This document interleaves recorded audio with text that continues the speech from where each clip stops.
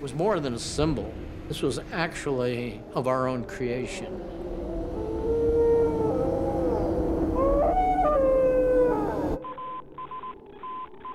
It is really true that you can only explore the solar system for the first time once. Voyager did that. How could one be so lucky? It's a dream, and it came true. 50 years from now, Voyager will be the science project of the 20th century. The mission, the big mission.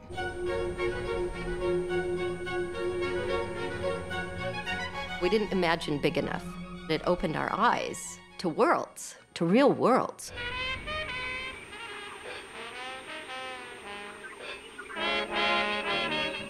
Üdvözletet küldünk magyar nyelven minden békét szerető lénynek a világegyetemen. It was an unworldly experience.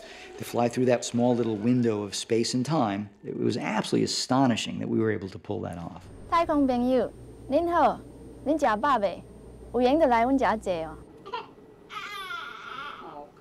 We created an artificially intelligent spacecraft that we hurled into space. This may, in the long run, be the only evidence that we ever existed. You know, when you know that about something you're working on, you treat it with great respect. It's taking what you thought you knew and having it just spun around, and you're in one universe one moment, you're in a completely different universe the next. I'm wishing on a star to follow where you are. I'm wishing on a dream to follow what it means. And I wish on all the rainbows that I've seen. When it was just recently announced that Voyager 1 was in interstellar space, it was like humanity had just become an interstellar species. It was like knocking on eternity's door. Voyager's on the other side of the solar system, and it's billions and billions of miles from the nearest other human-made object. A time when you would be. Just think about the distance that Voyager's gone and the years that it's traveled to get there, and it's still going. So far away from me. Voyager made it, accomplished something no one dreamed it could do. Every second, it goes to another place where we have never been before. It's on an escape trajectory. It's not coming back. It's just going to keep going forever and ever out into empty, empty space. Voyager takes the cake. It's the most audacious mission. I mean, who'd have thought that we'd actually be able to do that in 1977? I'm wishing on a star.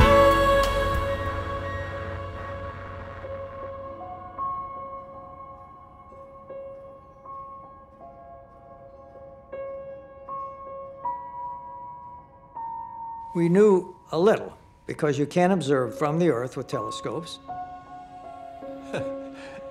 It was big. No, let's see, what did we know? We knew they were all gas giants, mostly made up of hydrogen and helium and some methane on the outer planets. We knew that there were winds on Jupiter. We knew about the Great Red Spot on Jupiter. We knew that there was trapped radiation. So we knew there was a magnetic field.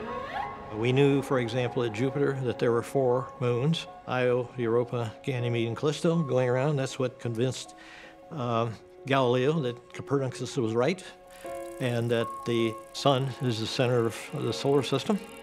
Satellites of the outer planets, we knew that they were there because we could see them orbiting, but I think everyone figured they would be just battered ice balls, kind of like the highlands of the moon, nothing but impact craters. That view was so pervasive that they didn't even think to add any geologists to the Voyager mission. For Saturn, we knew about the rings and we knew about the major satellites, but hardly anything more than that. And it was all very fuzzy. Nobody had ever been to the outer planets to speak of. Pioneer had gone past Jupiter and Saturn, but didn't have it had a elementary camera. It didn't really show very many images, and the instrumentation was not very advanced. The Pioneer spacecraft were mostly, let's see, can we send something through the asteroid belt? Would it survive? There were so many things that we take for granted now we knew nothing about. And the same was true for Uranus and Neptune. They're very far away. I had been staring at these planets through some of the best telescopes on Earth, and yet all I could see was fuzzy blobs. Uranus was a small bluish-green dot in the telescope, and Neptune was an even smaller bluish dot, and that's all. Astronomers had worked pretty hard to know what the physical makeup was. There were some basic characteristics, but their real nature, in terms of weather, in terms of distribution of mass inside, what they were really made of, what the moons were like, we had none of that, just little glimpses. There's a limit to what you can learn just looking through a telescope from Earth. There's theory, but then there's unknowns, and we're researching the unknowns. Human beings are a curious bunch. We want to know what's around the corner. We have to go past that next bend in the road. So it's some sort of innate drive, I think, that we have as a species. I think this innate desire to explore conveys an evolutionary advantage to us. We look to improve our circumstances, and I think that there is a feeling that our survival as a species is going to depend on our learning how to live on other worlds. It's a very human thing to ask questions. It's a very childlike thing to ask a million questions. And some of us never grow up. One of the key things that made this mission possible was gravity assist. That is, when you fly by Jupiter, you turn the corner and you take a little bit of Jupiter's orbital speed with you, like a slingshot. So you better make sure Saturn's in the right place. We were very fortunate that we had an alignment.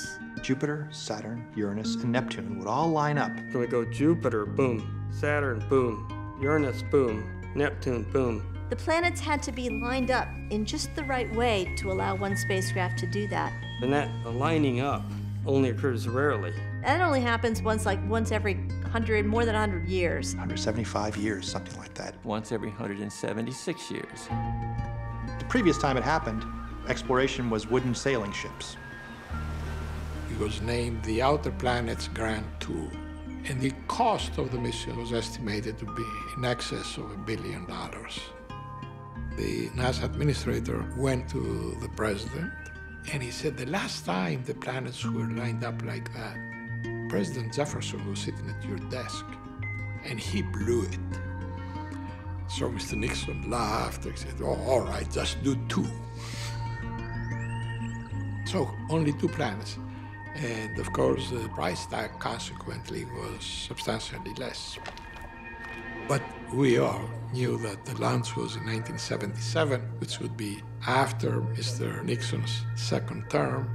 And of course, it turned out that his term ended a lot sooner than even he thought.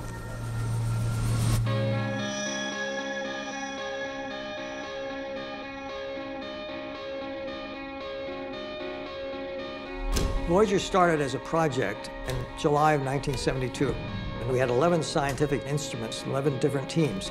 And the mission success was 1 spacecraft past Saturn. But we knew right from the get-go that we were going to try as hard as we could to extend the mission to go to Uranus and Neptune.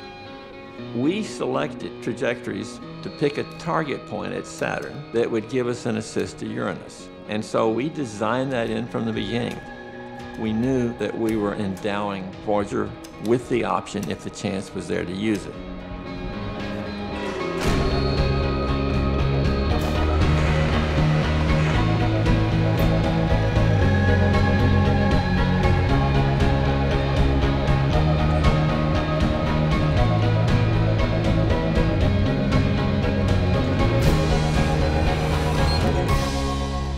We didn't want to build anything into the design that would have prevented us from going further. So it was a mission within a mission, yeah.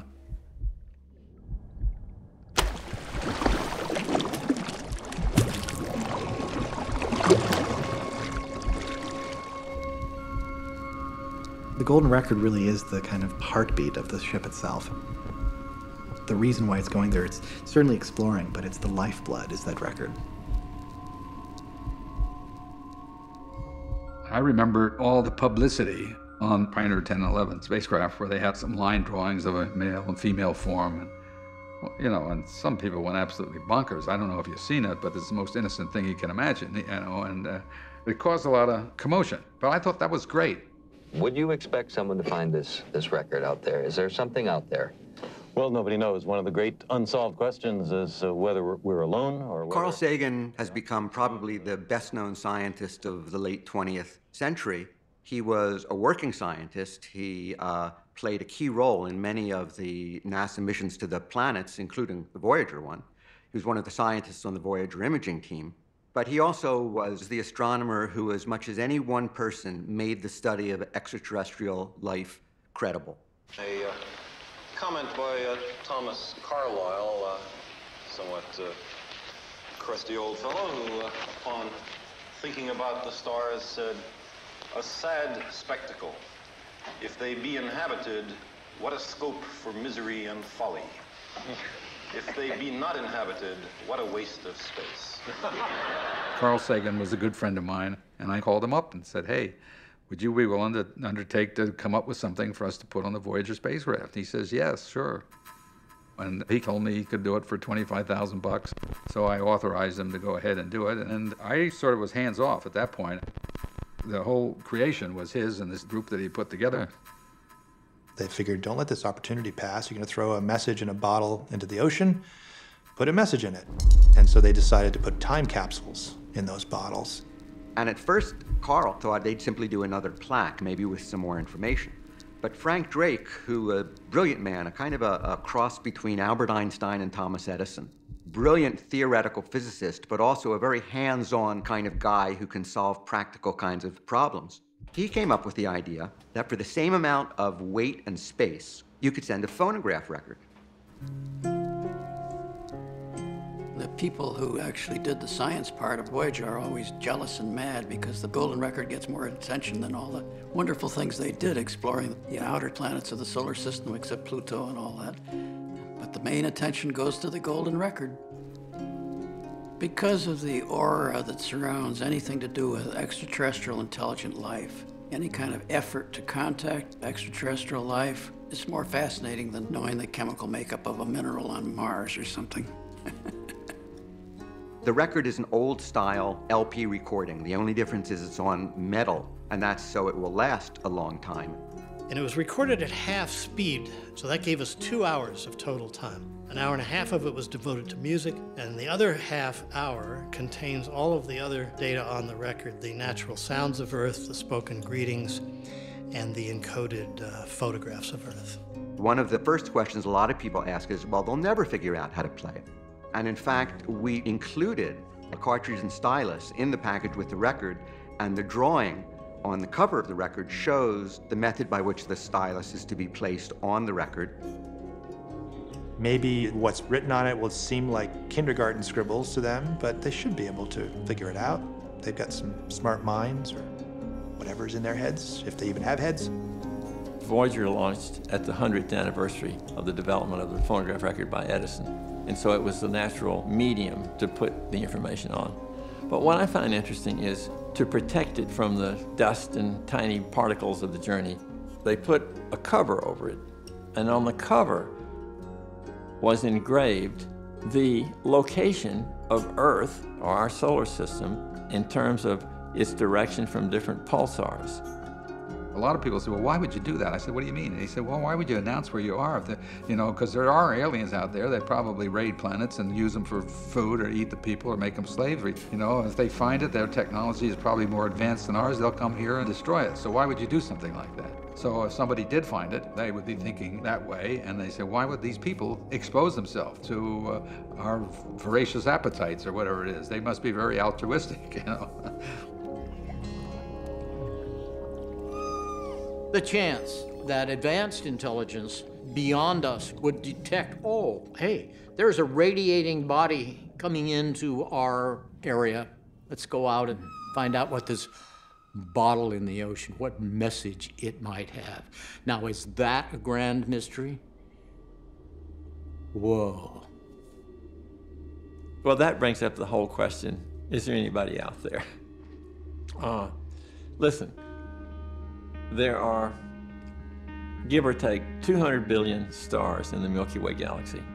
There are about 200 billion galaxies in the universe, or at least in the universe we know about. It's a pretty small spacecraft, and it's a pretty big universe.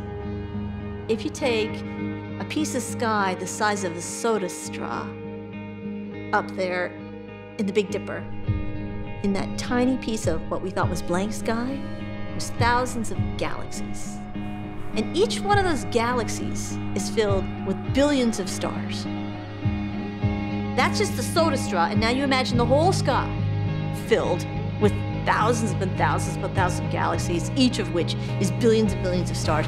There's a lot of possibility out there.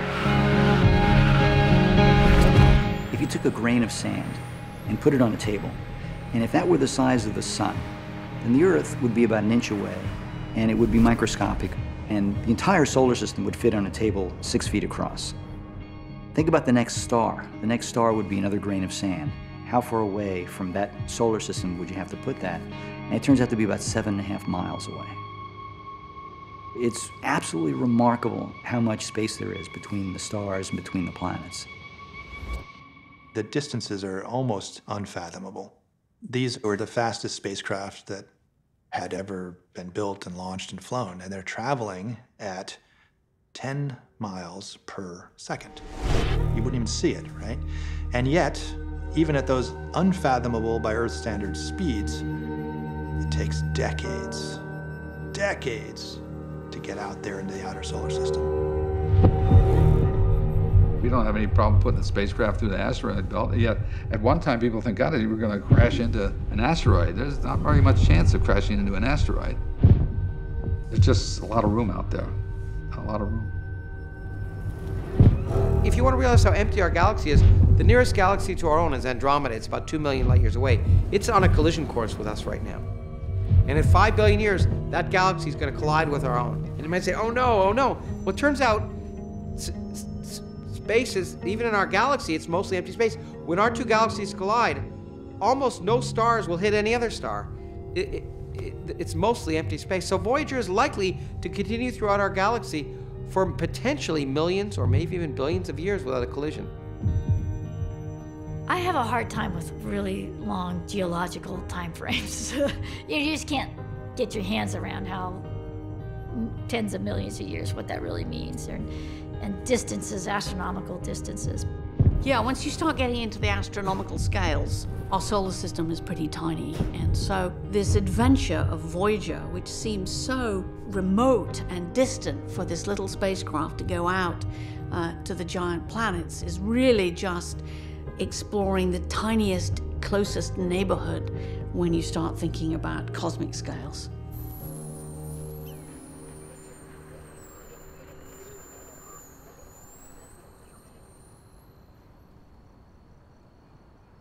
The spacecraft were built at the Jet Propulsion Laboratory. It's a federal research center that's part of Caltech, and they build spacecraft. One of the things I just admire most about the engineers who built Voyager is that they're always thinking about the most improbable things happening. You know, you want to take those people on a camping trip with you because they will think of, well, you got to bring, what if these bugs come out? What if the tent gets flooded? What if you run out of gas? What if you can't start the fire? You know, they're the what if people. And when you're sending something out into space, you can't go do a service call. You can't bring it back. So your what-if list had better be like that long, or you're not going to be able to survive.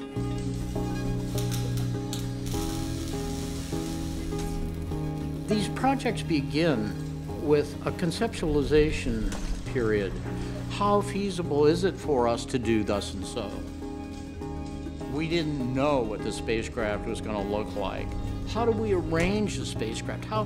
How do we take the communication system, this large 12-foot diameter fixed antenna, and arrange it relative to the propulsion system? The spacecraft took on the dimension of being a child, and our design teams, were like kind of parents. This was actually a nurturing process, bringing that child, if you will, into reality. All spacecraft are made basically of the same thing, it's silicon and aluminum. That's about it, that's probably 95% of it. Silicon and aluminum is cheap until you start making stuff out of it, The spacecraft, of course, is quite primitive by modern day standards. We have 3 computers on board. Their total memory is about 240,000 times less than in your smartphone. 1972 was when you had the technology freeze. Remember, we launched in '77, so you freeze technology several years earlier. And at the time, the biggest computers in the world were comparable to the kinds of things we have in our pockets today. And I'm not talking about a cell phone. I'm actually talking about a key fob. What's wrong with 70s technology? I mean, you're looking at me, I'm a 30s technology, right? I don't apologize for limitations that we were working with at the time.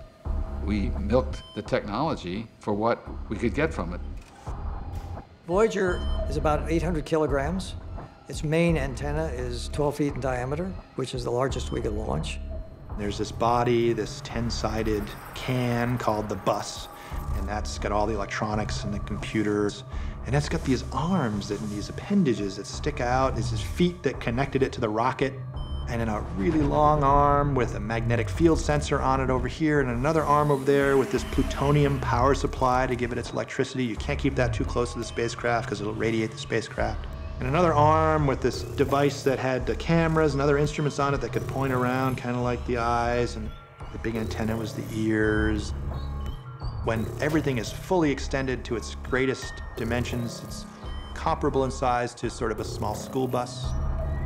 It really is graceful, despite the kind of gangly appearance. A strange-looking being for our planet, but perfectly happy in space.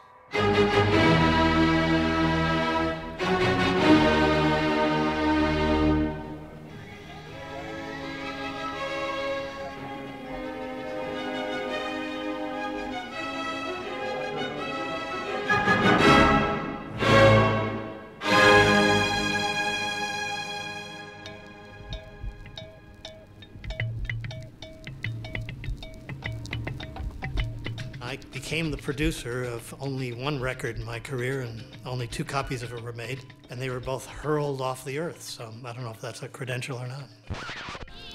The launch window for Voyager was set. It had to do with an alignment of the outer planets. You have to launch in that window, and they sure as hell weren't going to wait for the record. We had 6 weeks to do it. And when I talk about the record, I think that's what always draws the biggest gasp. That you had to figure out a way to explain the world to aliens, and by the way, it has to be finished in 6 weeks.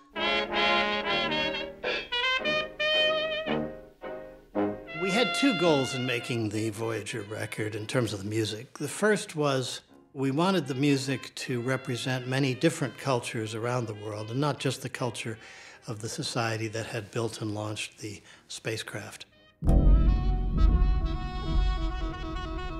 The other criterion was we wanted it to be a good record. It's a very idiosyncratic message. It doesn't seem like something made by a committee. It's too quirky. Nowadays, you'd work a lot on the internet. Than those days, it was more sitting in the dark, listening to pieces of music, making notes. It takes a long time to go through a stack of records that's that high. If you were listening to the Voyager record, it would be remarkable if you didn't hear some pieces of music that were quite unlike anything you'd heard before. The Japanese shakuhachi piece, or the 16-year-old pygmy girl singing. It's called an initiation song, kind of puberty song, in the Turi forest of Africa. It's just unbelievably beautiful. The Javanese gamelan piece is just beautiful. The Chinese Qin piece is the sort of thing that will never leave you. It was a terrific mind-expanding adventure. There was a certain amount of hunting up rare records here and there. I remember the back of an Indian appliance store in New York where they had some Indian records, and there was one copy of a raga that we ended up putting on the record. Always the criterion was that we were trying to describe our culture. So it would include folk music and primitive music and Bach and Beethoven and jazz and all of that. And something we wanted very much was the music of the Beatles. And they said, no way. And we said, well, this is all going in outer space. It will never be heard on Earth. No, we don't do it. They don't license for outer space. I would have loved to have had a Bob Dylan piece, but really there's only room for, at most, one contemporary rock piece. But you know, you're up against Chuck Berry's Johnny B. Good, which Bob Dylan himself would admit is an awfully good single. It may be just 4 simple words, but it is the first positive proof that other intelligent beings inhabit the universe. What are the 4 words, Kakua? Send more Chuck Berry. The world is full of fantastic music, and it goes without saying there's a lot more great music that's not on the Voyager record than there is on it. Which is a good thing, too. I mean, imagine living on a planet that was so pathetic that it only had 90 minutes of decent music. Flight control to launch enable. Roger. A countdown will begin at 10 minutes before midnight tonight. A journey about to begin, which will take the technology of Earth out of our solar system. When it was launched, it was, of course, all folded up. It was like origami. Here was this almost unexpected encapsulation. I mean, we knew that we were going to be encapsulated, but the emotional effect on that was kind of surprising. I noticed that in just looking around me. I realized that this was the last time any of us were going to see this spacecraft with eyes. And that's a fairly moving experience. Environmental control ready. Roger. We actually launched Voyager 2 first, and this gave the media, drove them nuts. We launched Voyager 1 later, but it was launched on a faster trajectory. So it overtook Voyager 2 in December of 1977.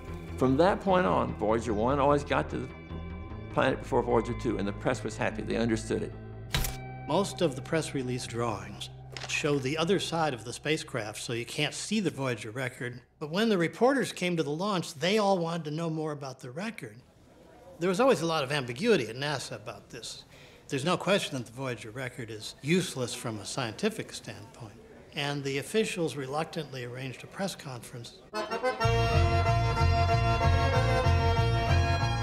The press conference was a joke, really. It was held in a hotel room separated by one of those accordion folding barriers that you pull across to make one room into 2 smaller rooms, from what was literally, as memory serves me, a Polish wedding reception. We did the whole press conference with the oom-pah sound of a wedding reception next door. But I think the public seemed to get it. We have just had a report from John Cassani, the Voyager project manager, that will be able to count down at 10:25. They were launched on a Titan launch vehicle, which were intercontinental ballistic missiles for a long time, and some of them, as they were decommissioned, were turned into rockets to launch spacecraft out to the planets.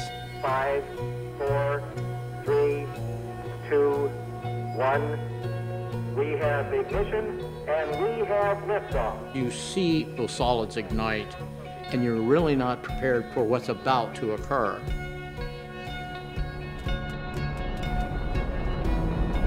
The sound waves then catch up, and then this forceful shaking. The body is actually moved in resonance with this energy shaking you, right? We jumped up and down, big hugs, you know. We're so happy to have gotten away with it. And the rocket worked. You never know about that either. We were sitting in bleachers, and they keep you pretty far from the launch vehicle because they can explode, and basically it's a big bomb. So there's a little bit of holding your breath and wanting to make sure you see it get that first little motion off the pad starting into space. When we saw that going off into space, we were all thinking this thought, there it goes. And it's going to be out there to represent us for the next 5 billion years. I was a 7-year-old child watching it go and thinking like, oh, I had some small thing to do on that. Like there's some part of me on that, but no real significance. But it's like, oh, that's, yeah, okay, bye.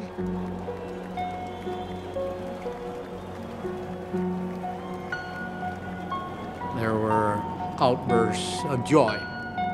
We were on our way. And then we launched it, and then other things went crazy. The spacecraft began to do things that we had no expectation that it would have done. Us poor people on Earth were like, what is it doing?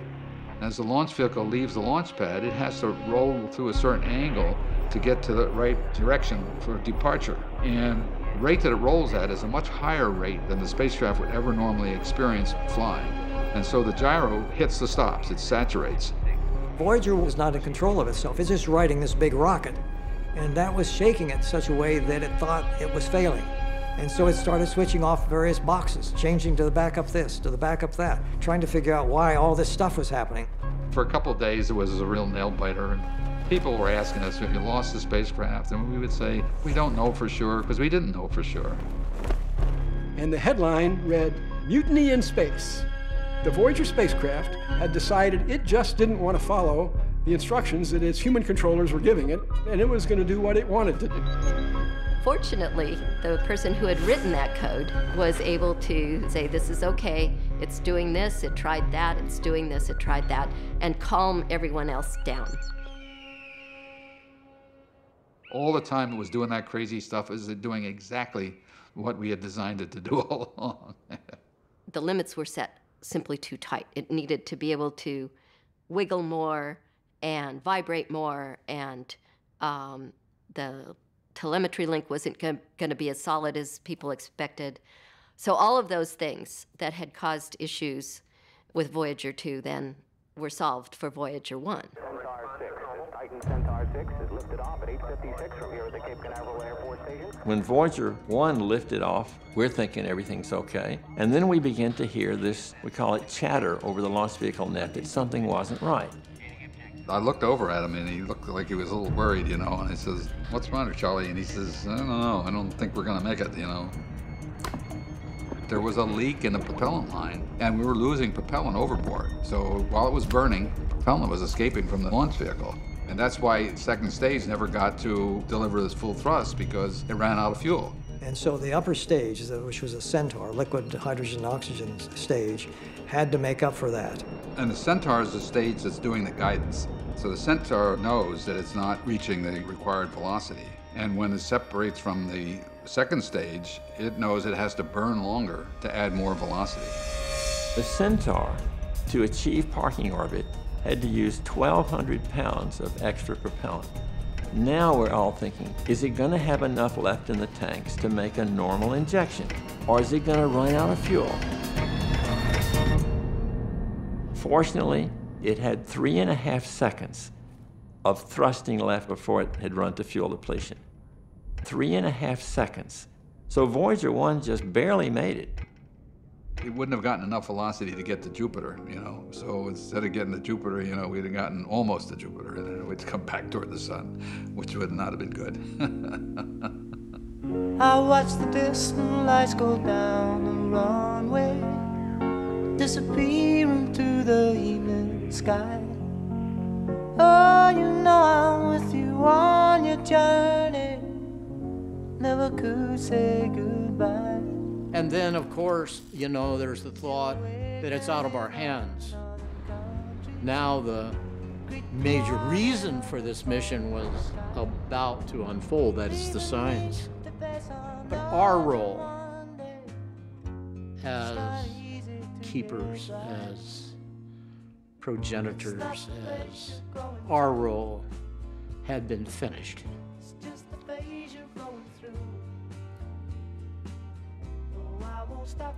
That was moving. Break away, fly across your ocean. Break away, time has come for you. Break away, fly across your ocean. Break away.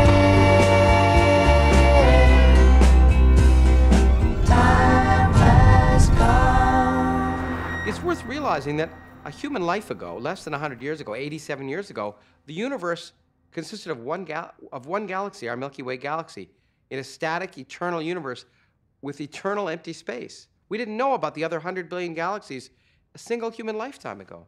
And we didn't know that the universe was expanding, and it was born in a Big Bang 13.7 billion years ago. But even stranger things, like the things I work on, the fact that most of the mass of our galaxy is invisible. It's made of stuff other than you and me. We think it's made of some new elementary particle that is actually going right through you and me right now and right through the Earth without even noticing it was there.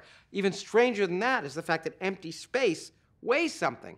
You get rid of all the particles and the radiation, you have nothing there, and it weighs something. And moreover, it's the dominant energy in the universe, and we don't have the slightest idea why it's there.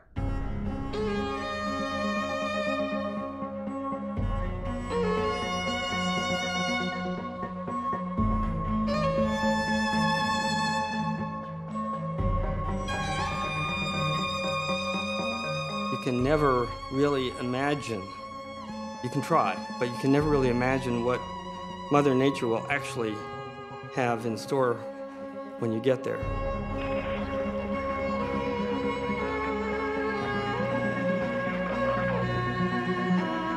It seems like time really flew.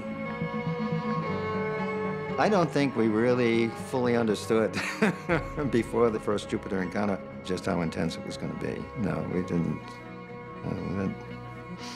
We found out. It's an interesting phenomenon that you start working on a mission in 1972, you launch in 1977, all of that, there's no science. It's all getting ready.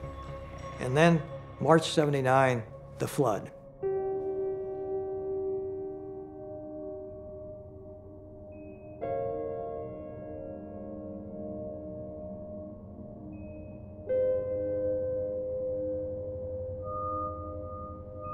The encounters, they creep up on you. We started what we call the observatory phase with our long telephoto camera, and that's when we started seeing day by day larger and larger Jupiter. When we were approaching, every picture was the greatest picture ever taken of Jupiter. In the beginning, it would be just a little dot getting bigger on the screen every day. And as we would get closer and closer, the images became more dramatic. Incredibly strange and beautiful, and now by Voyager revealed in all of its splendor. We were trying to get as much detail as possible, so the narrow-angle camera was 1,500 millimeters, and the wide-angle camera was 200 millimeters. Would someone care to speculate what you would say to Galileo Galilei if he walked into the room today? How are you able to live so long? I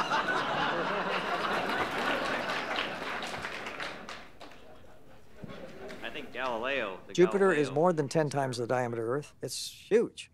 And it's mainly hydrogen and helium. There's no solid surface on these planets. These planets are liquid, gas and liquid, deep inside. The gas is compressed the farther down you go, and it gets very hot indeed. And you would melt, vaporize, in fact, if you tried to fly through Jupiter. Let me first modify your statement, not that it was wrong. The atmospheric scientists got long-range views because we weren't looking at tiny moons, we were looking at the big planet, And so we could see things going on before the other groups could see things. And we were always the first to start shouting. Even to this day, we don't fly color detectors. You get a much higher resolution image in black and white. And so when we want to make color, we take them through different filters, and then on the ground you put it together and make a color image out of it. That acceleration as you're approaching encounters is really something that becomes very, very exciting. We call it drinking out of a fire hose. You know, you're trying to take a little sip, and this torrent of data is coming out. You go to Jupiter and you have a storm that's been around for more than 300 years. That's the Great Red Spot. You could fit 2 or 3 Earths inside it. So here's the Great Red Spot. Here's an Earth, here's an Earth. It's always going around. And I sort of assumed that the flow around these giant things would be smooth like honey. But when Voyager started getting close-up images, we realized that it was very active. And that deepened the mystery of how these big storms could even exist with all this turbulence going on. It was swallowing up clouds and spitting out others. We knew that it was a vortex, but to see it in action. Every day you're wondering, did we build a spacecraft well enough? Did we anticipate all the possible things that could go wrong? Pioneer 10 had measured a radiation environment which was much greater than our Earth-based interpretation suggested.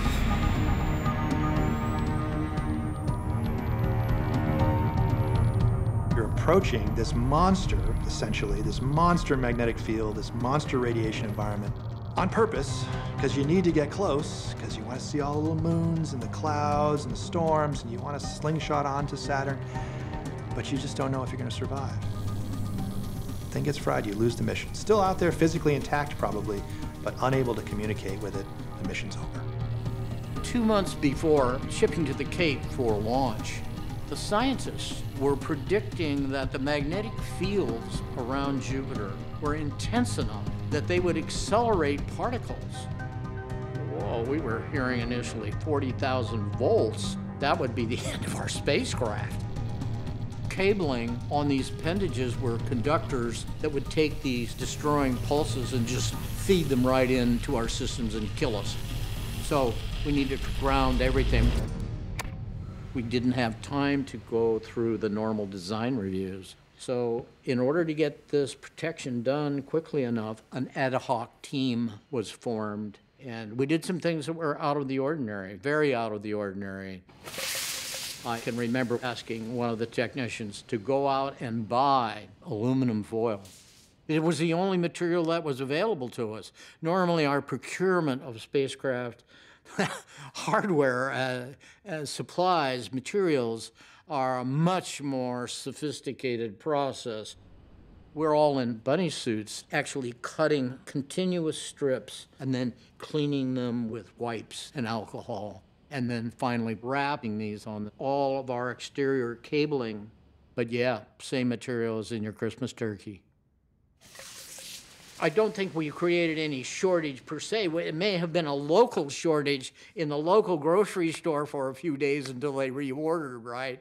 Your turkey wrapping is protecting Voyager. And now, fast forward, you know, did we know whether we had done enough?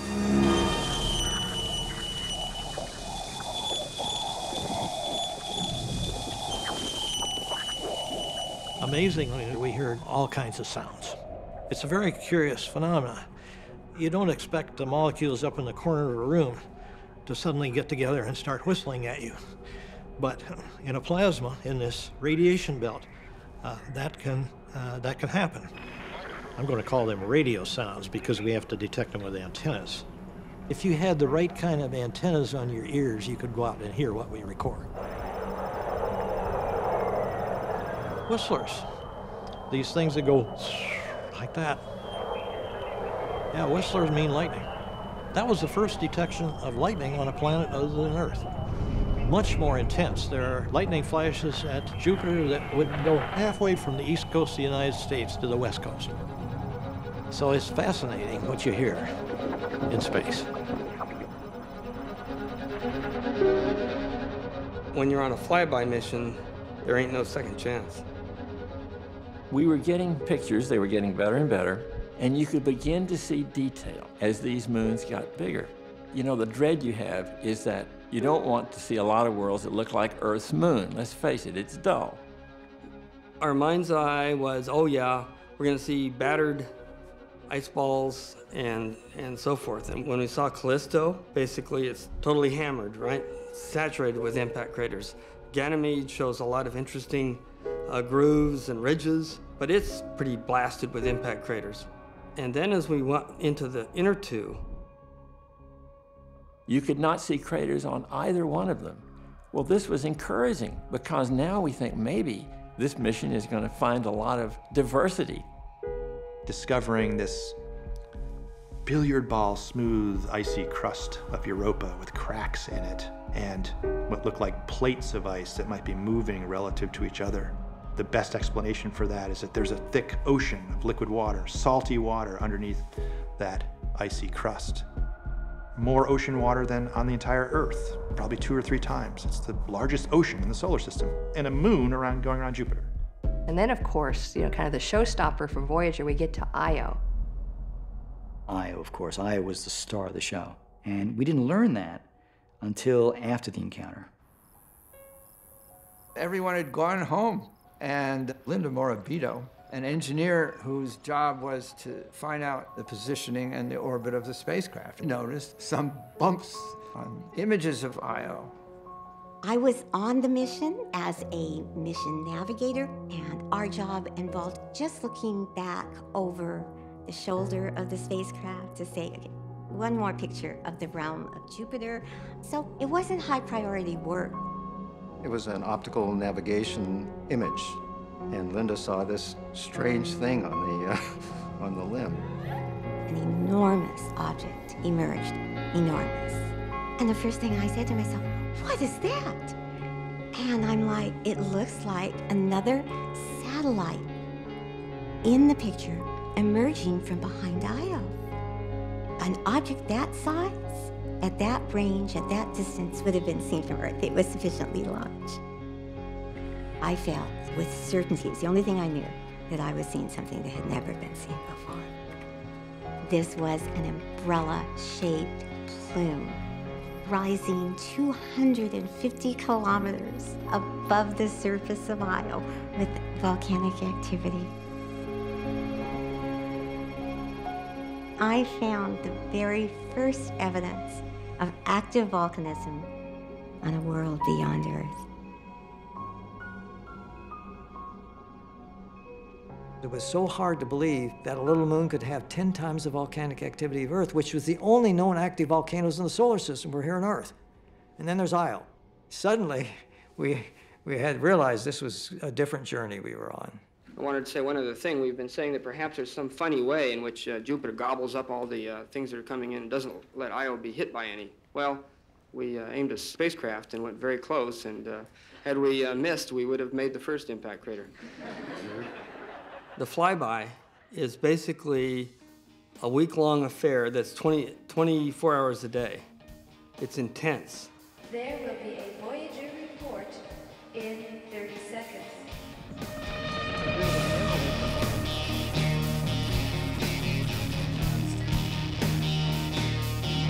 Instant science, because there's going to be a press conference that night. This picture comes down, and you've got 3 hours to figure out what's going on, and then tell the world about it. Oh, no pressure there, right? The confines of being a piece of biology got in the way of that. I mean, you got hungry, you got tired, you know, you had to go to the bathroom. I mean, you're gonna miss something. You don't want to miss anything, because every 48 seconds a new image would come down. No one got any sleep during one of these flybys when the spacecraft would go zooming past.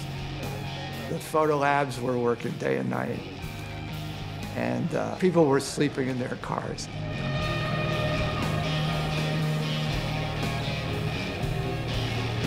It was just way too exciting to sleep.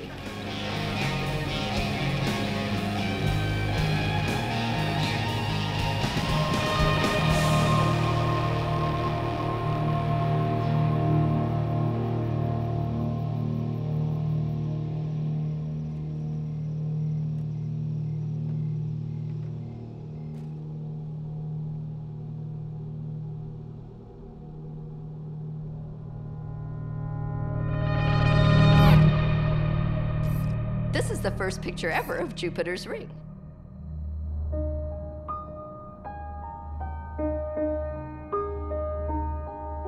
Jupiter was really just wonderful.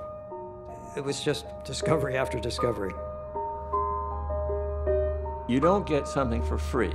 Energy and momentum have to be conserved. So when Voyager picked up 35,000 miles an hour of speed, you actually, during that swing by, slowed Jupiter in its orbit by 1 foot per trillion years. Jupiter was a game changer. Jupiter reset all the registers. Now we're really up for something.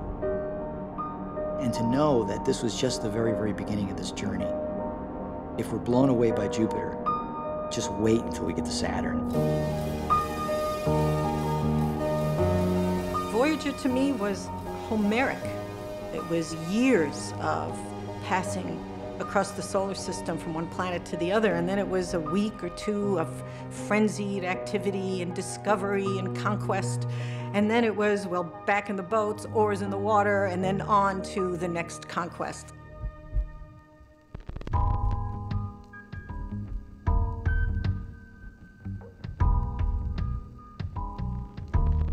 My father was Carl Sagan, and my mother is Linda Salzman Sagan, and she's a writer and an artist, and she designed the iconic Pioneer plaque. She actually drew it, and she's the one who got all of the greetings for the Voyager Golden Record. I like to think of her that she kind of put together a kind of choir of voices of greetings to the stars.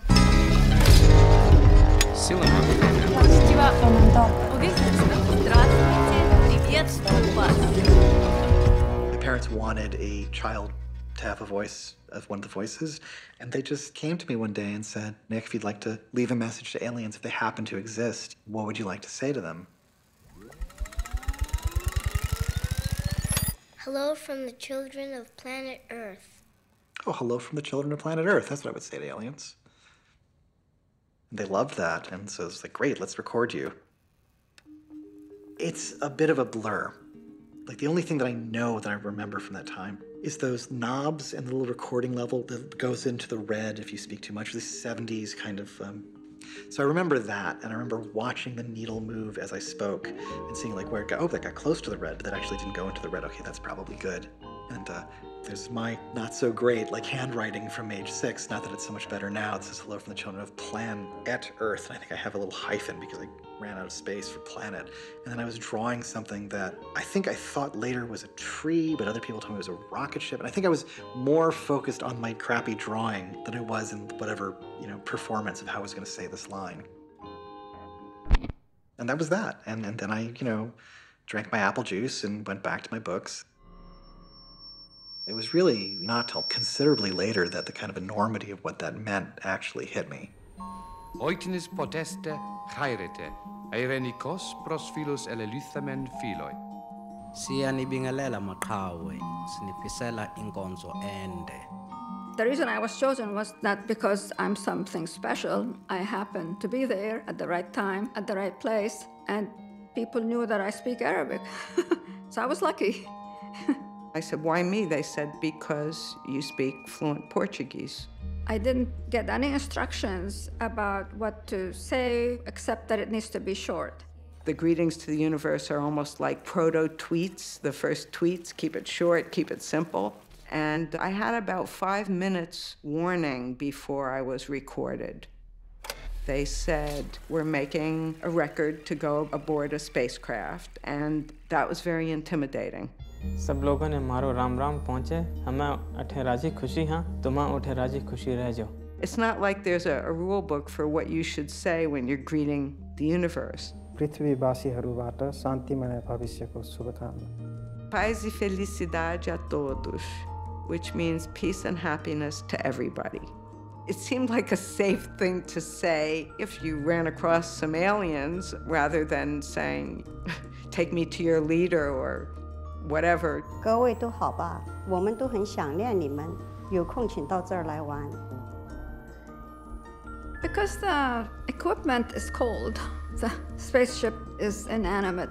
Even the record itself is metal and, I just wanted my voice to convey warmth and to make contact. تحياتنا للأصدقاء في النجوم يا ليت يجمعنا الزمان. And it means greetings to our friends in the sky. We long to meet you someday.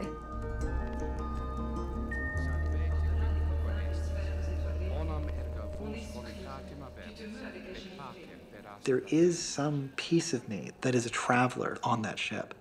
It's just gone. It's just going. Continues to go. It's going to keep going. When I'm long, long gone, it'll keep going. And it's like a little piece of magic. Hello from the children of planet Earth. Planet Earth. Planet Earth.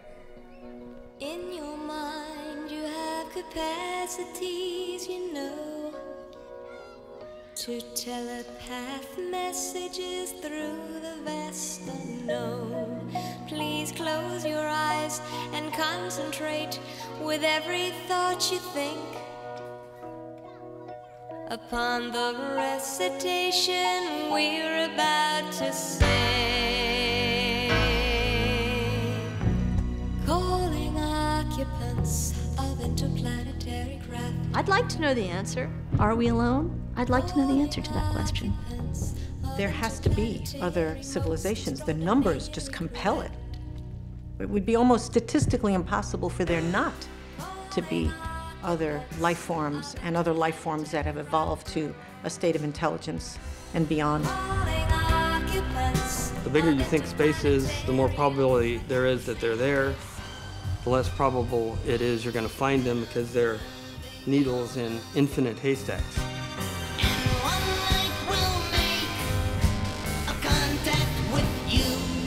I'll tell you, I think that intelligent life, if we can include ourselves in that categorization, is so prevalent that I'll bet you at this very instant, there are two people, probably one male and one female, having exactly the same conversation that you and I are having right now.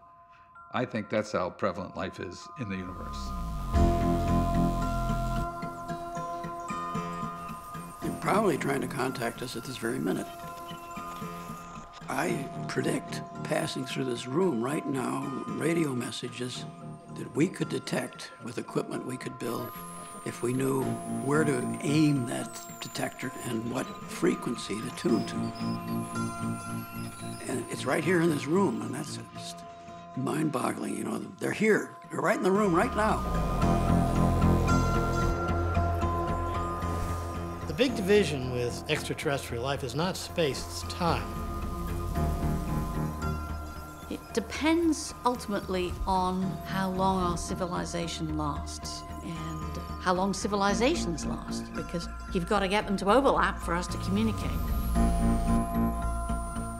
In our galaxy, our sun is relatively young. The galaxy is about 12 billion years old. Our sun's 4.5 billion years old. There are many stars that are a lot older. Therefore, you could have imagined some civilization around such a star that might have watched our Earth form over the last 4.5 billion years. Well, over that last 4.5 billion years, the only evidence of intelligent life would have been in the last 50 or 60 years by watching Star Trek or I Love Lucy or whatever signals we sent out. So even if someone told you, look at that star, and then look at the third rock from that star, and that's where you're going to find life, even if they knew which object to look for, there's only a 50-year period over 5 billion years almost where you'd be able to find intelligent life. If we're alone, then we're truly unique. And how did that happen? And why us? And how are we so special and yet in such a kind of far-flung, kind of humdrum part of the universe? And if we're not alone, how did we all get here? And can we learn about ourselves by these other groups out there? And what are they like? And are they the creatures of our dreams or our nightmares? I think what's going to save us is that interstellar travel is much harder than we think, and we're safe for quite a long time from the aliens because they don't know how to travel very far either. We're all sort of stuck on the planets we've got.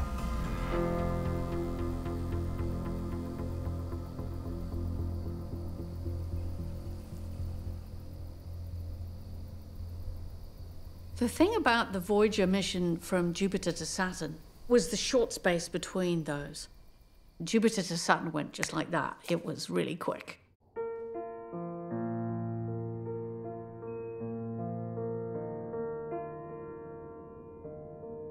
It's easy to think of Jupiter as the bully. It's the alpha male of the solar system, no question. I think Saturn is majestic. with the rings giving that sense of beauty and serenity. And the moon's sort of subservient and somewhat pushed aside. We started off with images that were probably no better than what you can get from the ground, and then it keeps getting better and better and better as you get closer and closer. What are we going to see when we get really close?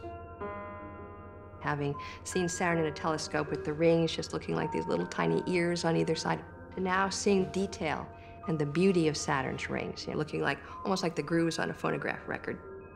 The rings of Saturn, what are they? Billions of icy particles, some the size of a house. They're enormous, much wider than many Earths strung together, but less than a kilometer thick. We get there and we find that it's a blizzard of features throughout the rings, and it got very complex.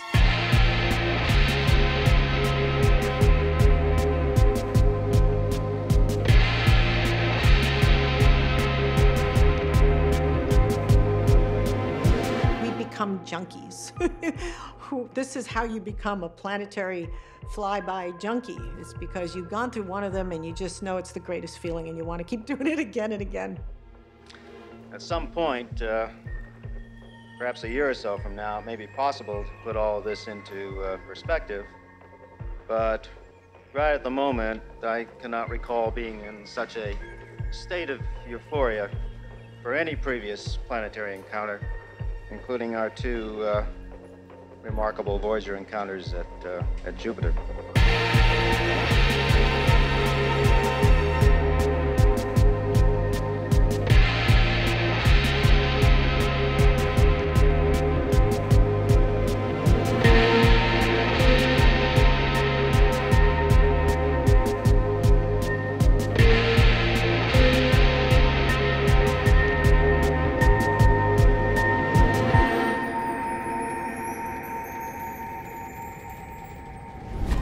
Largest moon of Saturn, Titan's the most extraordinary place.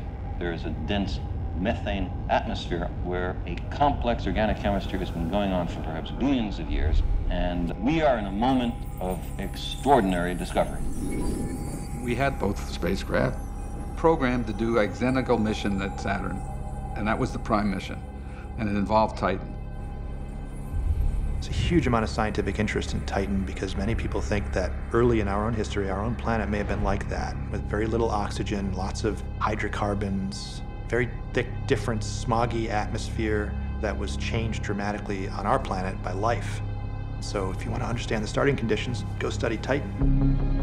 If Voyager 1 was successful at Titan, Voyager 2, which is 9 months behind going to Saturn, would be free to continue to Uranus and to go on to Neptune. But it depended upon Voyager 1 succeeding at Titan. Because Voyager 1 had to be in a certain place in order to pass Titan, it couldn't go on to Uranus and Neptune. There was just no way to bend its trajectory to go anywhere else. Voyager 2 would have done exactly that same thing if Voyager 1 had failed. We would have gone like this, no more planets. That would have been really tough. You're going to try for Titan again and give up 2 other worlds, Uranus and Neptune. So there was a lot of pressure on Voyager 1. Mostly what we looked at was a giant ball of brown smog with some sort of electric blue hazes above it. With the Voyager camera, you couldn't see through the clouds and haze.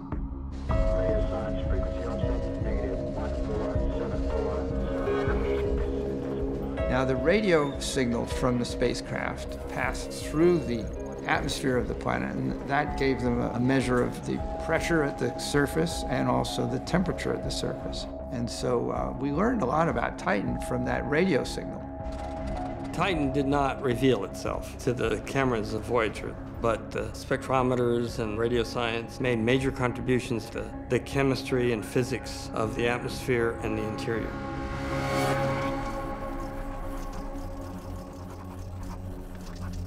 We had gathered what we could with Voyager spacecraft.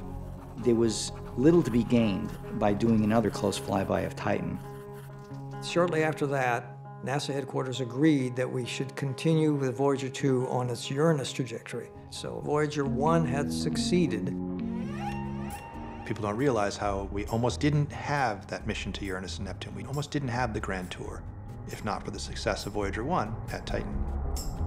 Voyager 1 was done and was receding from the solar system at an angle above the plane of the planets. So Voyager 1's planetary mission almost ended right there.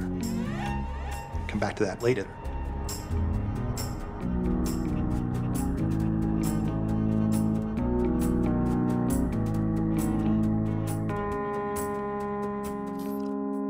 We're getting pictures and other data back from Voyager 2, but at some point in time, it had to go behind the planet, and that blocks us from getting radio signals to the Earth. And that happened to be in the middle of the night. It was a period of time, several hours, that everybody knows we're going to be out of contact with the spacecraft.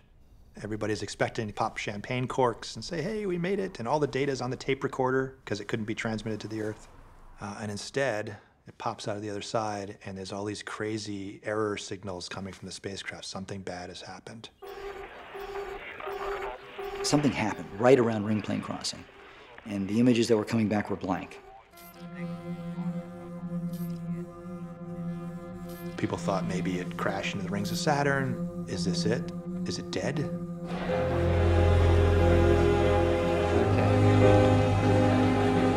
Ladies and gentlemen, we can start the briefing. I wanted to make a very brief statement. We do have a problem on board the Voyager 2 spacecraft. The spacecraft has a problem. The scan platform operating mechanism is not operating properly. To make sure we understand where we're headed, the following instruments are mounted on the platform: the wide-angle camera, the narrow-angle camera, the infrared instrument, the ultraviolet instrument, and the photopolarimeter. Yeah, that was the darkest day of the whole mission. There is circumstantial evidence. I came into the auditorium and there was just gloom on everybody's face. You're beginning to speculate. I quickly learned what had happened. The scan platform had frozen. We were moving our scan platform all over the sky, and we're actually going as fast as it could possibly go. A frozen scan platform could be a fatal, crippling event.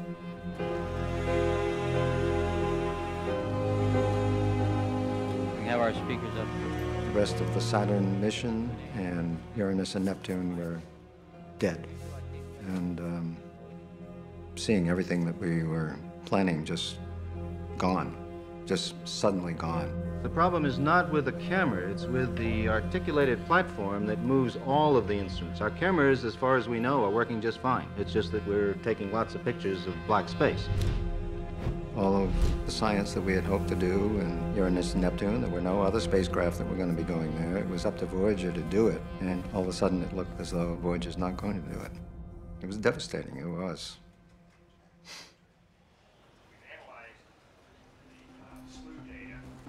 It took a couple of days while the engineering team went to work diagnosing the problem. We are going to command an azimuth salute and an elevation salute to the Saturn position. It turns out the scan platform, it has small motors to rotate it, and we could run it at slow speed, tick, tick, tick, tick, fast, medium speed, or very fast. We were, of course, wanted to look at lots of places, so we had the thing looking lots of places, and the lubrication wasn't adequate, and it just jammed. It was frozen, sort of like a car stuck in the snow. You try to go forward or backward and a little bit and keep working on it and try to get it out, and that's what we did with the scan platform. We would try to push it a little bit in one direction, and it would yield a little bit, and then we'd push it in the other direction, and it would yield a little bit more, and then we kept doing that back and forth, back and forth. And finally, that was enough to get the lubrication into the gears. Was freed up, and back came the spacecraft, and back came the imaging system, and there was Saturn on exit. Yeah.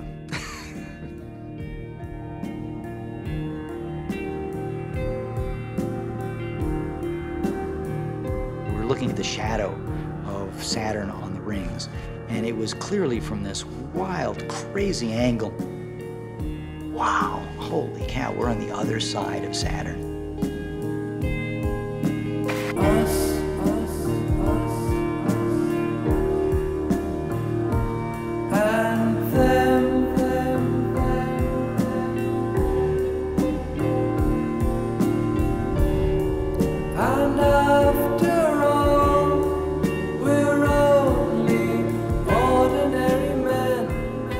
felt like we were there. Nobody even thought about it. Voyager was part of us. We.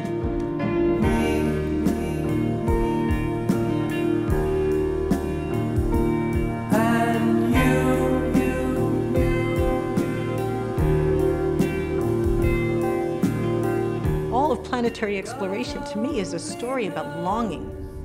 It's a longing to know ourselves. It's a longing to understand the significance of our own existence. It's a longing to communicate, to say to the universe, we're here.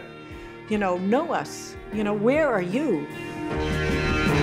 Forward we drive, from the rear and the front rank yard.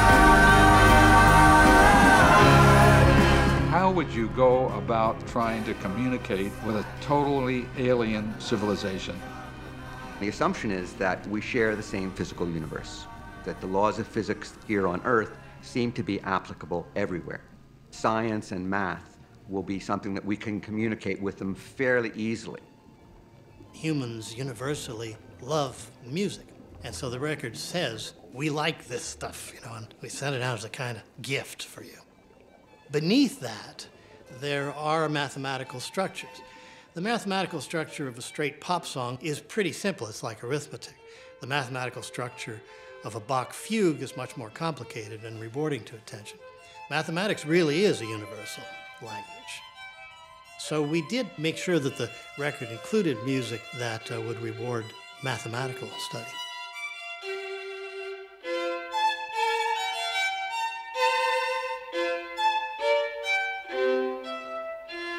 I have concerns. I mean, we have intelligent life on our own planet, dolphins and whales, that we don't communicate with. We cannot communicate with, other than tricks for fish. And it's a little conceited to think that, you know, it's going to be like Star Trek, and if we find some advanced life that will immediately sit down for tea together or something, it's not going to be that simple. So the Voyager record has a set of pictures on it that depicts our civilization. But we only had the ability to do about 100 pictures. That was as much data as we could send. So that was kind of hard. It was a process of distillation. You can't describe the Earth in 100 pictures. You can't describe the Earth in 1,000 pictures. But what art is about is taking something that's small but can represent the whole.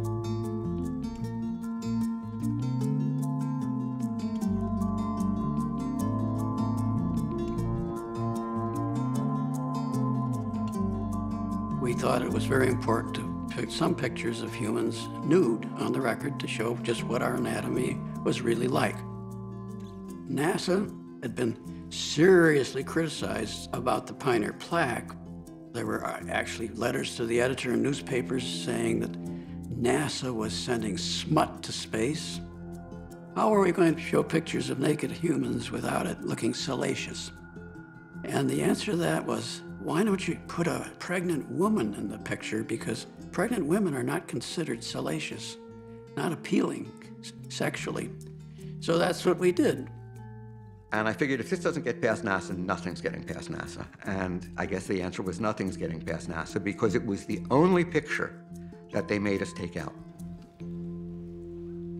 Now it's 5 years of cruising out to Uranus. Uranus will be the most remote object yet visited by a spacecraft, and it's so remote that it was not even known until 200 years ago. And it's a great distance out there, and if we'd launched directly from Earth, it would have taken 30 years to get there. So we were very fortunate that we could swing by Jupiter and Saturn on our way. I can only say that as an observational astronomer, I've been trying to figure this thing out for the past 25 years, and it's very frustrating in a telescope to look at that tiny little disk and try to determine anything about it. So for me, the next few days are going to be very exciting.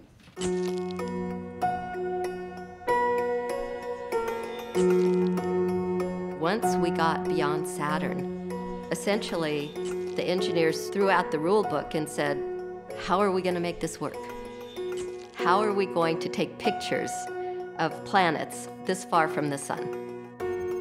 Voyager was the first of a class of NASA spacecraft that could be reprogrammed.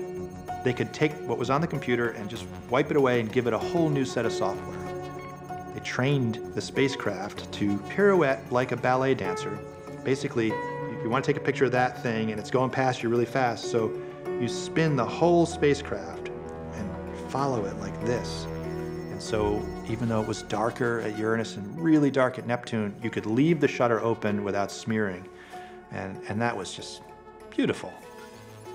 We had all of the rich set of goodies from Jupiter and from Saturn, but Uranus was unknown. Our going on out to Uranus and Neptune, that was the first time. We just had the one spacecraft, so we were more or less just flying blind, and we didn't get a second chance. Nor will there be a second chance, I think, for quite some time. It's very unlikely that we'll all be dead and gone before anyone goes back out to Uranus and Neptune again.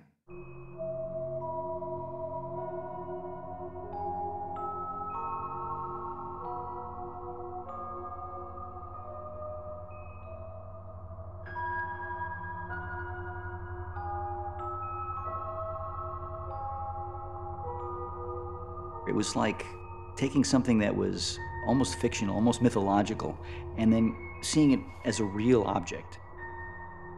The spacecraft flew through that system like a bullseye because Uranus is tilted on its side with this beautiful aquamarine blue methane atmosphere. And all these pictures, every single one of them is like, whoa, and you could hear people just, whoa. And everybody would be doing something and somebody would go, whoa, and everybody would turn and look up, oh my gosh, look at that. There was no internet, there was no news stream going out to live CNN.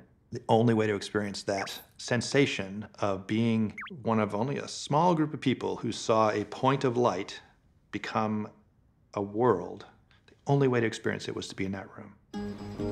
Well, just about 2 minutes ago, Voyager 2 passed through its closest approach to Uranus. The new ring is right here. Now, I don't... You're telling me you can't see it. I can. Dr. Soderblom, as you whizzed through your explanation, I couldn't put it all together. Could you try that again? Slower? Slower and a few more details? I thought that was pretty slow. Every time we arrived at a new planet, there were always surprises, even though we had gotten a lot smarter. For instance, before Voyager, all the magnetic fields have the magnetic pole near the rotation axis of the planet. And that was true for Jupiter, it was true for Saturn. And then we flew by Uranus, and the pole is near the equator. There's been a lot of speculation about the magnetosphere of Uranus. Would there be one? What would it be like? And the magnetosphere of Uranus is far more weird and wonderful. We found the planet's tipped on its side, but the magnetic field is then tipped relative to the spin axis. So you have this huge contortion in the magnetic field as the planet spins around. Just bizarre. Why on earth the magnetic field was so messed up, we had no idea. At the time the Voyager 2 spacecraft flew by Uranus, one pole of the planet was pointing at the sun. At that point in its orbit, its atmosphere shuts down. So the planet itself didn't look exciting. And part of that is Uranus itself holding its secrets back.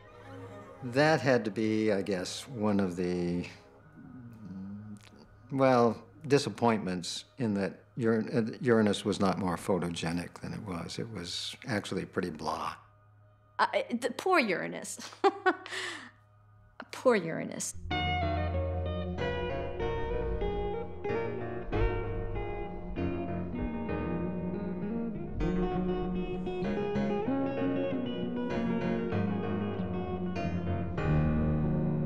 Uranus itself was not the character that Saturn and Jupiter were. It had very, very subdued features. The big stars of the Uranus encounter were actually the moons. If you're going to go to Neptune, you still have to use Uranus for gravity assist. The gravity assist aiming point at Uranus just happened to be pretty close to the orbit of Miranda. Now, some of the scientists, Miranda is not the largest moon of Uranus. And if Uranus had been the last stop, the scientists might have wanted to go to a larger moon, which ironically, probably, I don't see how anything could have been any more interesting than Miranda. It looked like a jumbled up mess. This moon looked like it had been ripped to pieces and then just sort of shoved back together again. Whoa, come look at this. Going up to the screen and pointing and saying, did you look at that, look at that. No, nobody was ready for Miranda. In parts, there were enormous cliffs and gashes in which fault blocks had dropped down. And one of them, you can see the edge of a cliff that is so, it's got to be 10 kilometers tall.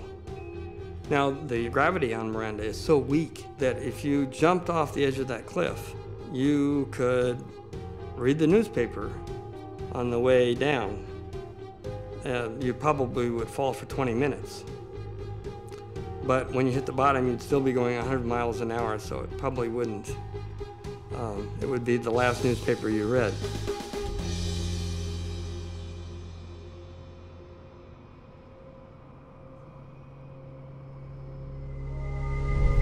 One of the things that we have to remember about Uranus is it was a very sad time for everybody, because we were just about to present all our results. We were all about to have the big final finale press conference. And came back from breakfast and I went to go watch the shuttle being launched. We have main engine start, 4, 3, 2, 1, and liftoff. Liftoff from the 25th Space Shuttle mission, and it has cleared the tower.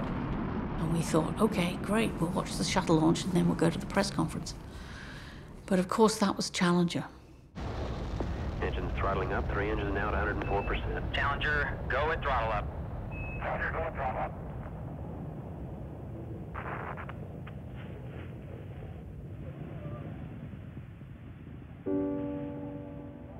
People were just like astonished, this gasp, like, oh my, did you see that? Did it really blow up? Because we had stopped in our meeting so everyone could watch it. And then there was just silence, people were crying. Well, what can you say? You knew right away that a bunch of people were dead. Flight throttle, go ahead. RSO reports vehicle exploded.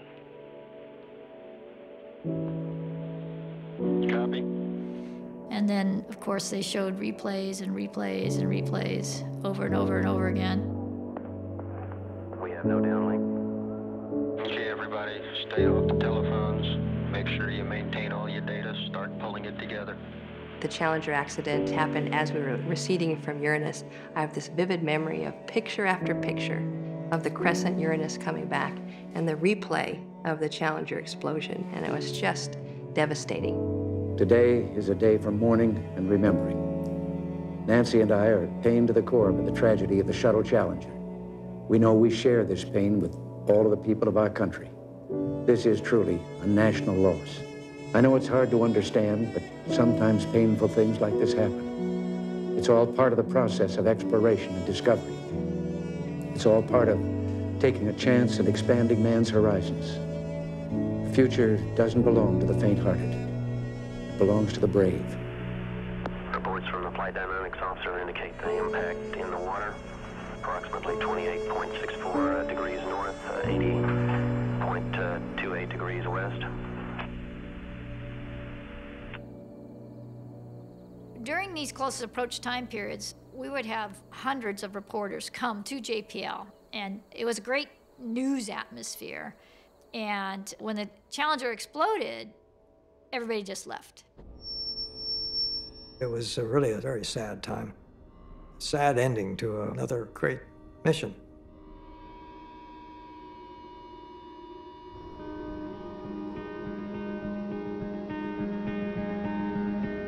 Those cosmic questions we hope to learn by sending our machines out, the very same questions that you and I and every child has asked themselves. Where do we come from? Are we alone? What's the universe made of? How will it end? All of these basic questions are the questions that drive science. I do cosmology. I study the beginning and end of the universe, and some people say, what's that good for? And I always say to them, you know, you don't ask what's a Mozart symphony good for, or a Picasso painting. But science somehow seems, in order to be useful for people, it has to produce technology. But the beautiful thing about science is the ideas. From a child, you ask your parents why. But when you grow up, you finally realize that what you really mean is how. Einstein has told us that space and time are tied together integrally. We live in a space-time. If our universe came into being and space popped into existence, then so did time. And so time itself may not have existed literally before the Big Bang, so there was no before.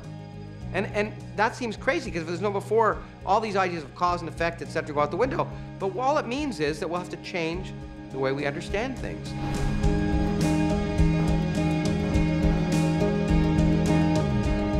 Another possibility is that our Big Bang is just one of an infinite number of Big Bangs that are occurring in what we now call a multiverse. It's an amazing change of view, which makes us yet even more insignificant. We were insignificant enough traveling around the sun in the middle of nowhere, around a random galaxy amidst 100 billion galaxies. But now we know that even the whole universe that we call home may just be an insignificant something in the midst of something much bigger. The history of science is to remove us ever further from the center of the universe, if you wish, or the center of the action.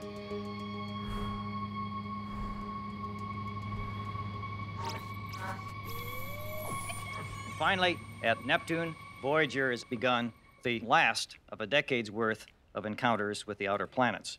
It was another 3.5 years to get out to Neptune. They had to reprogram the spacecraft again, teach it some new tricks to work in this even darker environment, even colder environment.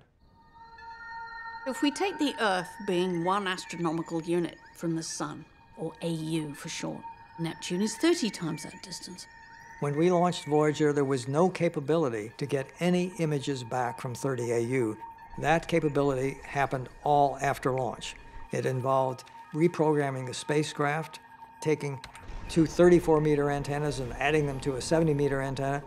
Copy, we're ready to run that observation. It meant using the entire Very Large Array in New Mexico, 27 antennas, to collect the very weak signal that we could get back from 30 AU. The flybys past Jupiter, Saturn, and Uranus had sped up the spacecraft too, so it's going even faster. So enormous amounts of pressure, and one shot.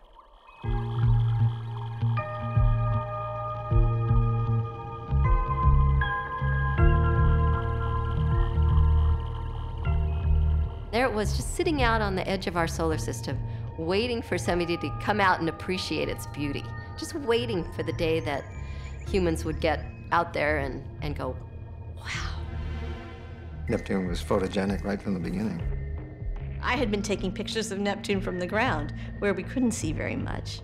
You know, in my head, imagining what it might look like, and seeing that turned into reality. It's a rush. Looking at this blue, bright blue orb. In some ways it was evocative of the Earth, which seemed very bizarre for the last planet that we were flying by.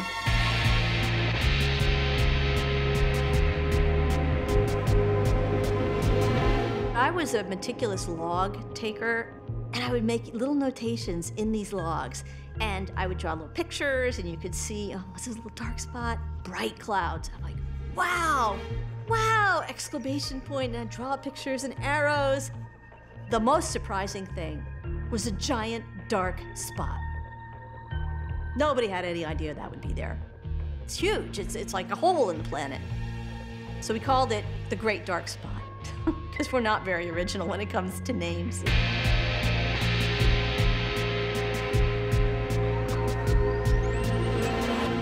We had to basically make a forecast of the storms on Neptune in order to point the cameras during the last day. And at the same time, there was a hurricane off the east coast of the US, and the weather forecasters were trying to forecast that hurricane, but they were trying to forecast it 12 hours in advance, and they were having a lot of trouble because the storm kept changing position. And we were just calmly plotting points on graph paper and then say, okay, 2 weeks from now, this storm is going to be right here. And it usually was. Jupiter, Saturn, and Uranus, the goal was to do a flyby that would take the spacecraft onto the next planet. When it came to Neptune, we knew that that was the last planet that we were going to fly by, and so we could take a different trajectory. This allowed us to get a really spectacular view of the rings and then look back on the system in a way that was quite beautiful. Think about imaging the rings of Neptune. They have reflectivity which is twice as dark as soot. And the light that's falling on them is 1,000 times fainter than on Earth. So you have 1/1000th the light, and you're trying to image something which is twice as dark as soot against a jet black background. More than one ring could be seen even in the raw images, the so-called ring arcs. And it seemed reasonable that this was indeed the lost ark that our imaging team raters were looking for. Now you're going to turn on me, right? We knew at Neptune we wanted a close flyby of Triton, which was a huge world in a retrograde orbit around Neptune.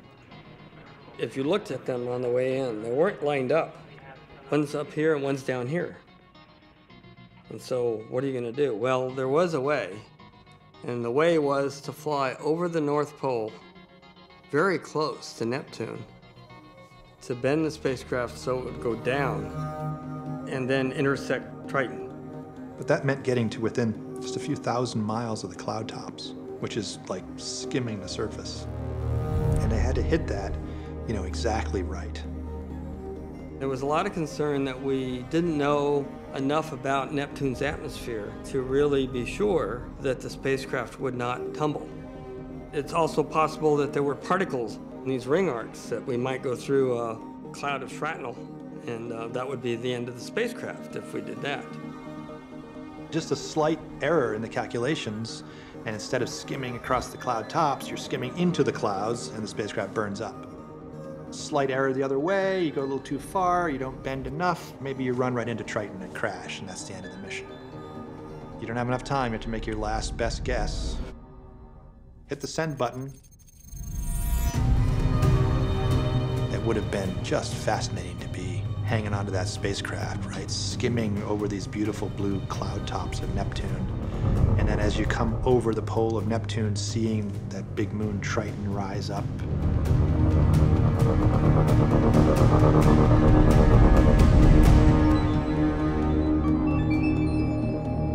After several billion miles of journey to get us to within a few kilometers of where we need to be, it's just absolutely remarkable. You know, threading an incredible needle.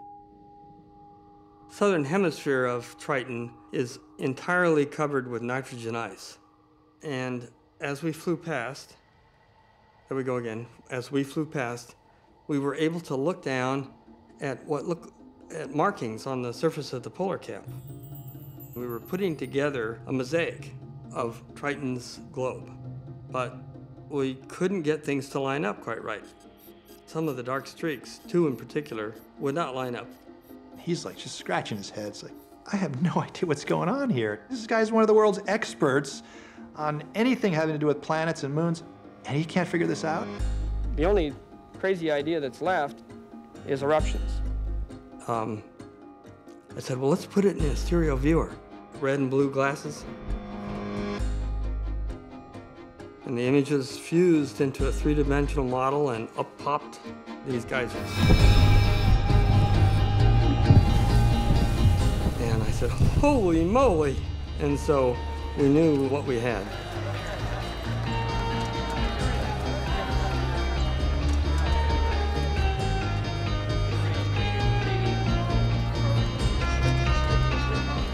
These plumes, black geysers spewing out this stuff. The plumes extending out of the surface for like kilometers.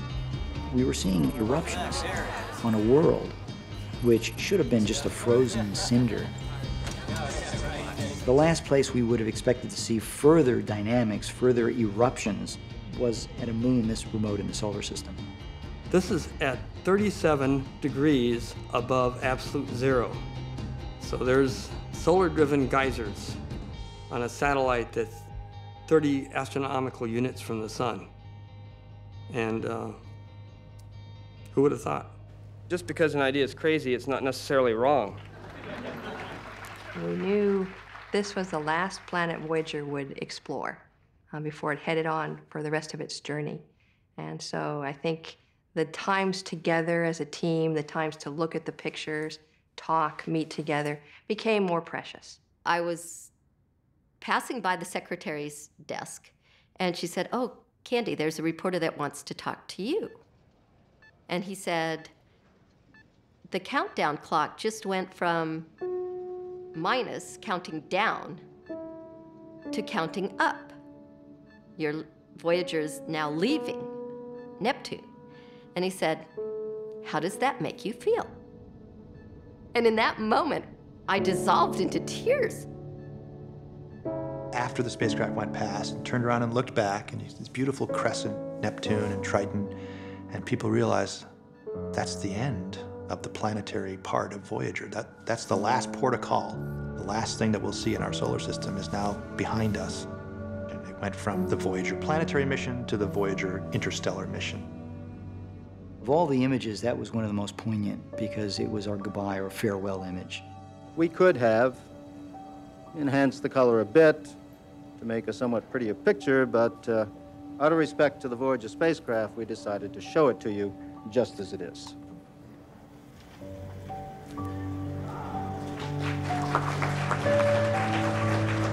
So this was Voyager's farewell to us, and it's our farewell to you.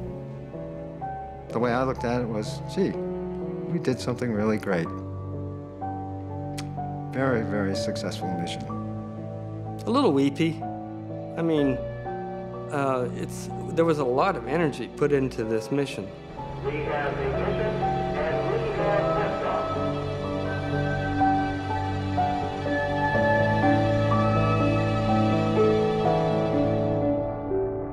Years of intense effort. It was the end of a sentimental journey.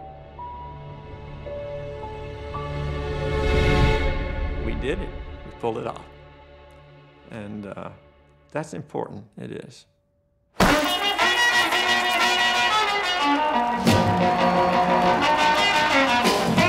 We had a big party at JPL, so that was a good send-off for Voyager. With a little sarcasm, I'll say that JPL's greatest moment was when Chuck Berry was on the steps of our administrative building doing the duck walk to Johnny B. Good. Chuck Berry, he was present at the Neptune Encounter celebration, singing Johnny B. Good. Star of the party, Chuck Berry, came out from behind the wall of Building 180 and played Johnny B. Good live. Everybody started dancing, and it was fabulous. Ed Stone was dancing to Johnny B. Good. It was something to see. Everybody was dancing. Rock star moment, and sail on Voyager.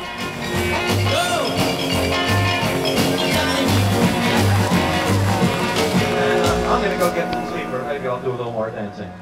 Thank you very much. Luke?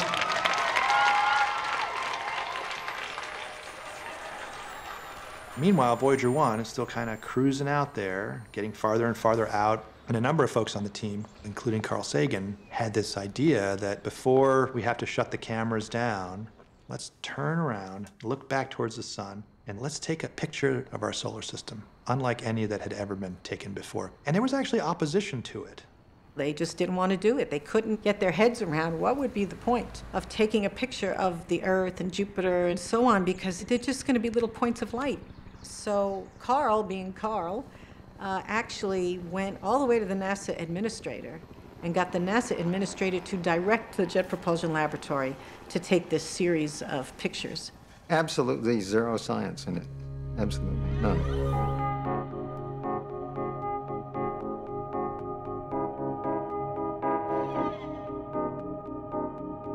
People have been taking selfies of our planet for as long as the space program has been going on. No one had ever taken one like this. They ended up on Valentine's Day, 1990, taking this beautiful family portrait. When we did our portrait of each of the planets, I was the first person to look at the pictures, and I knew every blemish And so I could pretty quickly go blemish, blemish, blemish. And I thought, well, where's the Earth? How could we, you know? And then I realized there were a lot of streaks of light in that image. And I realized finally that the Earth was sitting in one of those rays of light. You know, I just sat there for a while, just kind of realizing, wow, that's the Earth. You know, that's Voyager looking back at the Earth. And then once I had sort of recovered, I started calling people. I called Brad. Brad, we got it. Called Carl. Carl, we got it. Called my dad.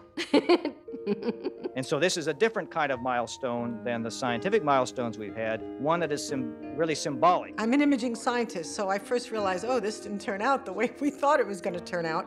And my first impulse is to take my hand and wipe away the dust, because there was some dust on it. Well, one of the pieces of dust that I wanted to wipe away was the Earth. But it didn't matter, because in the hands of Carl, he turned it into an allegory on the human condition. And the next slide.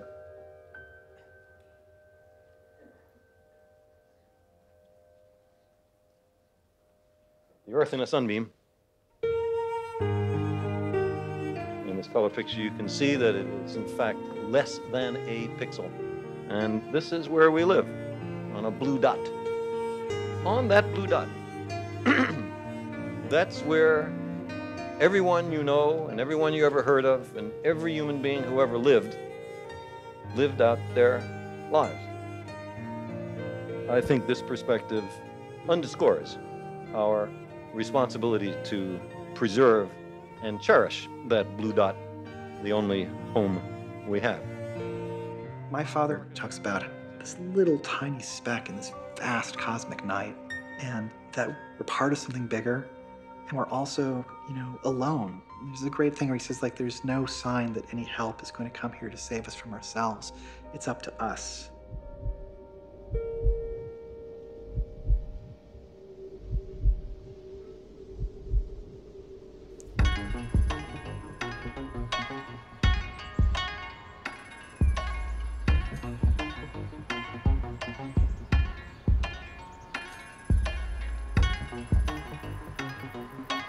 After Neptune, the project continued, but it continued in quite a different way. The Voyagers didn't have any more encounters. They were just sailing on out into interstellar space, which people didn't really understand how far that was going to be. At the time we were designing Voyager, interstellar space, where the boundary was totally unknown. We had our eyes on the interstellar mission. Are we going to push the spacecraft to get out of our solar system and into the galaxy? It was a shot in the dark because nobody knew how far. Uncharted waters. Goldstone, Voyager Ace. Voyager Ace, Goldstone. Please turn command modulation on at 1800. Goldstone copies 1800 for command mod. That is affirmed.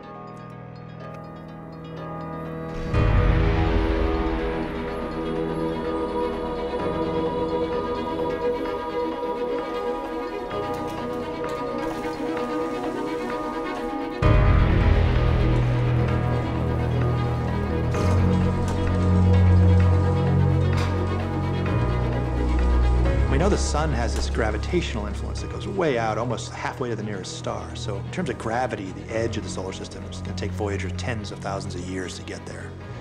But the magnetic field of the sun can only extend so far. It's a bubble around our star. All the stars have bubbles. We can see the bubbles around other stars out there. So we know that they have bubbles. Where's our bubble end? Where's the influence of the sun and its magnetic field give way to the galaxy?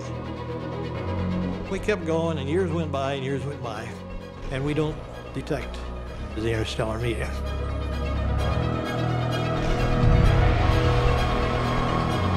Throughout the 1990s, still didn't find the edge of the bubble. Throughout the 2000s, still didn't find the edge of the bubble. And then finally, in 2012, Voyager 1, which is going the fastest, which is the farthest, Started to see these funny things happen to the squiggly lines. Did the magnetic field of the sun change direction, changed the kinds of particles it was trapping dramatically, and they see this crazy spike. And everybody goes, oh, is that it? And then it goes back to normal. And then it was just literally one magical day it was in August of 2012 that everything changed. And it was like, it just popped out of the bubble. Voyager 1 has left our solar system. It's the first thing built by humans that has left our solar system, and now it's in interstellar space. Major historic announcement by NASA just a short time ago confirming the Voyager spacecraft. Voyager, as in the thing that launched way back in 1977, exploring the moons, exploring the planets. Well, it has entered interstellar space. NASA says that Voyager 1 has become the first man-made object to reach interstellar space, the cold, dark region between stars. And we've slipped the outermost grasp of our solar system with Voyager 1, the first human-made object to venture into interstellar space. It's a wonderful achievement, actually, when you think about it. It's historic. It's our first step out of our bubble, which has been around all the planets and around the Earth essentially forever. Now, finally, some little thing that we have built has left that bubble and is in the space between the stars. I loved it when that happened. It was like humanity has arrived in interstellar space, and we all feel like Voyager has carried a bit of us into the galaxy. It is the little engine that could. It's the little spacecraft that keeps on going and going and going, and nobody really knows how it does it, but everybody's rooting for it.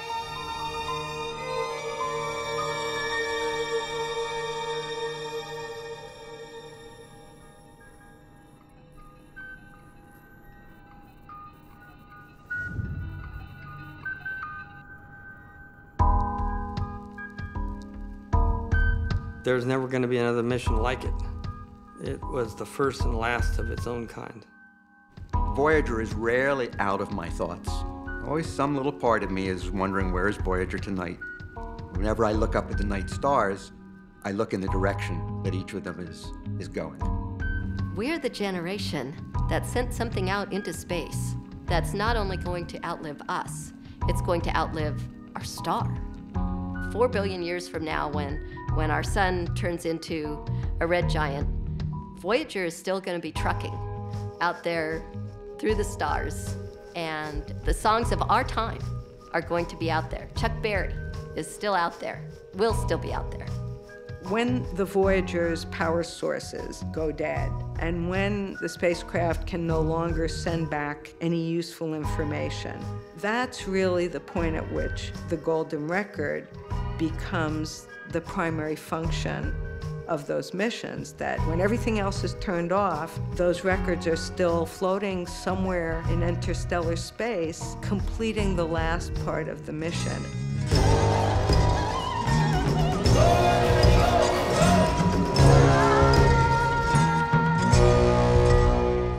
I think that the spacecraft itself is the message. The technology of the spacecraft, the radioisotope power system, the communication system, the instruments, all of those things are carrying a message that says the people who built this knew what they were doing. Is the universe any different, or our solar system today, than it was then? No. But are we different? Absolutely. The thrill of the discoveries, reaching the heliopause, completing the grand tour. I mean, man, our child just made it. Voyager 1 and Voyager 2 will be orbiting the center of the Milky Way galaxy with all the stars, and every 250 million years it will complete an orbit around the center of the Milky Way galaxy. There's no wind, water, rain, weathering. There's no planets they're going to run into. There's no asteroid belts or comets that they're going to run into.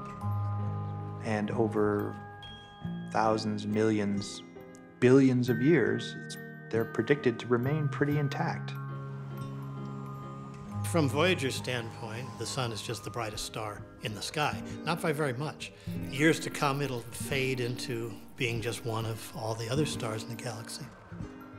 And from time to time over the eons, a star will sort of approach and get brighter, and then it'll get dimmer again. It's like being in a lifeboat on the Atlantic at night.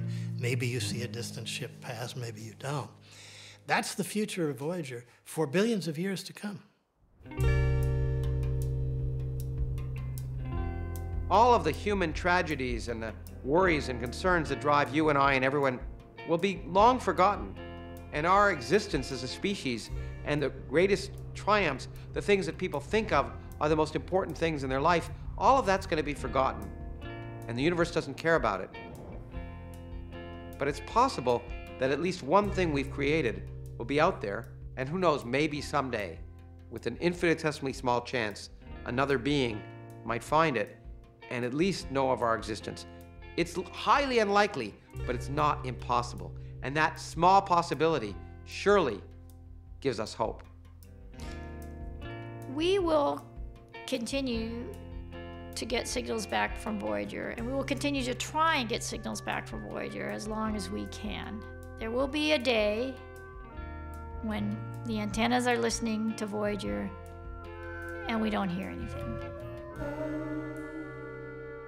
And that will be the day that we stop communications with Voyager. And that will be very sad, because whether it's 45 years or 55 years or 50 years from when we launched it, it'll be very, very sad. Because it will have gone silent. And we really won't have a chance to say goodbye.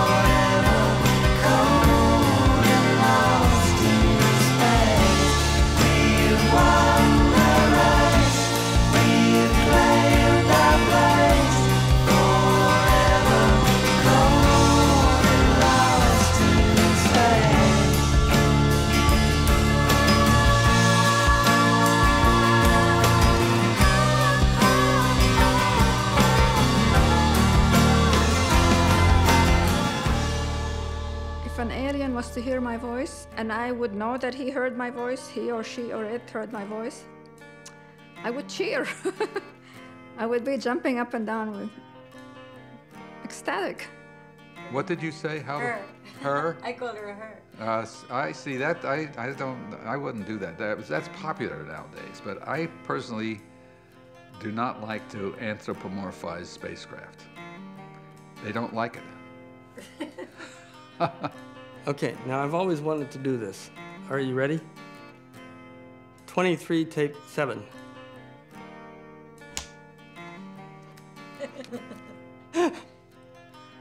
Voyager. Wonderful. I saw a day where we all walked away.